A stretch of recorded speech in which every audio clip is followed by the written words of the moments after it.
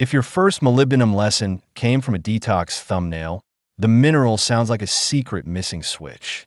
The quieter evidence story is narrower and more useful.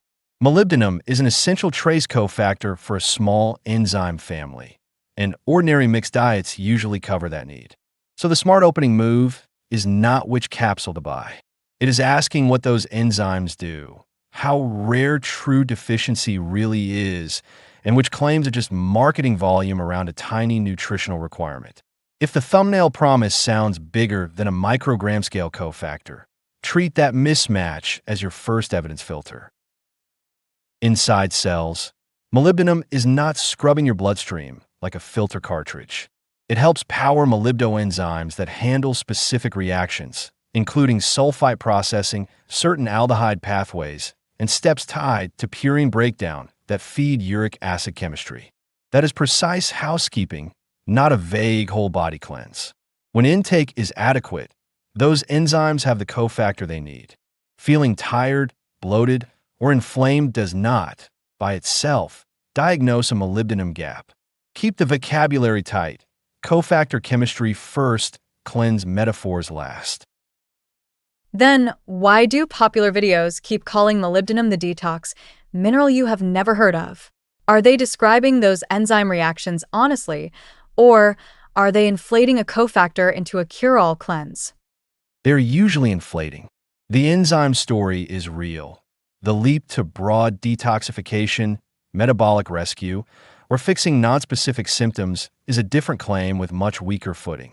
Supplement education from federal sources is blunt about this pattern. Evidence quality varies widely, and products on shelves may differ from materials used in studies. Molybdenum belongs on the essential micronutrient list. Essential still does not mean most adults need a dedicated molybdenum bottle. That distinction protects you from buying urgency that the biochemistry never promised. A useful reality check comes from people after bariatric surgery, where mineral shortfalls are common enough to study carefully. A large meta-analysis found high postoperative deficiency rates for iron, zinc, and copper, while serum molybdenum showed no significant change before versus after surgery. That does not make molybdenum optional biology. It suggests that in many real deficiency landscapes, molybdenum is not the mineral tumbling off the map the way iron or copper can. In other words, molybdenum scarcity is usually not the headline deficiency after major gastrointestinal rerouting. So, if even post-surgery patients are not commonly depleting molybdenum the way they deplete iron, who would actually need a separate molybdenum supplement in everyday life? The people who need clinical attention are usually not casual supplement shoppers. True dietary molybdenum deficiency in free-living adults eating mixed foods is exceptional. Legumes, grains, nuts, and leafy vegetables can supply the trace amount, though soil and diet pattern change the exact yield. Bread and staple food surveys also remind us molybdenum is measured far less often than zinc or iron. So food-first adequacy is about overall dietary pattern, not hunting one exotic capsule. Think dietary pattern coverage before boutique single mineral marketing. I keep seeing molybdenum listed inside fancy postoperative immunonutrition formulas with arginine, selenium, and vitamins. If those patients had better proteomic immune markers, does that mean molybdenum itself drove the recovery signal? No. That trial compared an immunonutrition blend against standard enteral nutrition after gastrointestinal cancer surgery. The enriched formula contained arginine, nucleotides, several vitamins, selenium, chromium, and molybdenum together.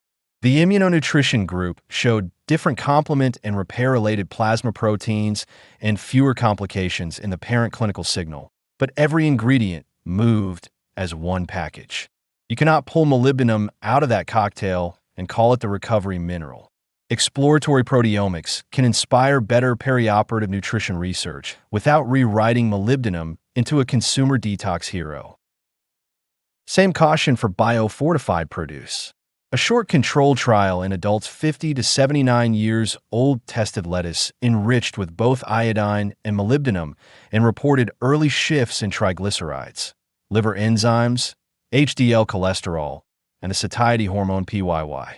Interesting metabolic signals, yes. But the intervention was food matrix plus 2 micronutrients over about 12 days, not a molybdenum tablet contest against placebo. Early marker changes are not a license to megadose molybdenum for cardiometabolic tuning. Short marker movement in a biofortified salad study is still a long distance from chronic disease claims for pills. Wait, if molybdenum is essential, why did a huge pregnancy medals review link higher blood molybdenum with higher odds of preterm birth in some biospecimen analyses? Should pregnant people be seeking more of it or worrying about excess? It is a warning against naive, more is better thinking. In a synthesis of hundreds of thousands of births, higher gestational metal exposures, including molybdenum in certain blood analyses, associated with higher preterm birth odds. That is exposure epidemiology, not a randomized supplement benefit. Separately, reviews of orofacial cleft risk suggest maternal diets richer in several essential trace elements, molybdenum among them, may track with lower risk. Food pattern adequacy and high measured exposure are not the same advice. Keep prenatal advice with clinicians who can weigh diet, labs, and total metal exposure together. Okay, so dietary pattern is the grown-up story. What about flashy molybdenum nanocluster antioxidant papers in mice with kidney injury? Should that change how a healthy person thinks about a molybdenum capsule? The practical safety boundary is simpler than the hype. High molybdenum intake can interfere with copper balance, so stacking concentrated drops or high-dose multi-mineral blends to chase fatigue or brain fog is a poor plan. Food exposure, a standard multivitamin amount, and concentrated standalone molybdenum are different risk tiers. If copper status, unexplained neurologic symptoms, or a complex supplement stack is already in play, that is clinician territory, not an internet protocol. Proportion matters more than novelty whenever a trace mineral gets trendy. Where is the clinician line then?